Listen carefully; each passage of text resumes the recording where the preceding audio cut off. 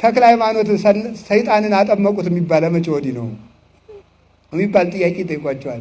ተክለ ሃይማኖት ሰይጣን ይጠመቃል? ሰይጣን እንደዚህ እንደሚለው ሰው ያለ ሰው ሰይጣን ይባላል። ሰምታችሁኛል? እንደዚህ እንደሚለው ሰው ያለ ሰው ምን ይባላል? በሉ ንገሩኝ እንጂ። ስለዚህ ሰይጣንን አጠመቁት የተባለ ምንድን ነው? ምን አለ? የሰይጣን ስራ የሚሰራውን ሰውዬ ማለት ነው። የሰይጣን ስራ የሚሰራ ሰይጣን ይባላል። ለምሳሌ የሐዋርያት ሥራ ላይ ስትሄዱ ቅዱስ ጳውሎስ በርያሱስ የሚባለውን ጠንቋይ እንዲህ ነው ያለው፣ የሰይጣን የበኩር ልጅ ከማጣመም አታርፍም ነው ያለው። የሰይጣን የበኩር ልጅ ካለው የሰው ልጅ ሰው ነው፣ የወፍ ልጅ ወፍ ነው፣ የሰይጣን ልጅ ሰይጣን ነው፣ ሰይጣን ነው እያለው ነው። ስለዚህ የሰይጣንን ስራ የሚሰራ ሰው ሰይጣን ይባላል። ሁለተኛ በመጽሐፈ ሄኖክ ምዕራፍ 2 ላይ እንደተቀመጠው እግዚአብሔርን የመሰሉ ሰዎች ሁሉ መንፈሳውያን እንደሚባሉ ሁሉ የሰይጣን ስራ የሚሰሩ ሁሉ ሰይጣናውያን ይባላሉ። ሰይጣናን ይባላሉ።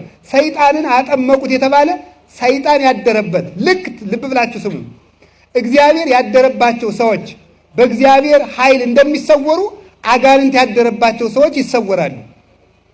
ስለዚህ አቡነ ተክለ ሃይማኖት ያጠመቁት ዛር ተብሎ የተጠራው ሰው ምንድነው ከተባለ ሰው ነው።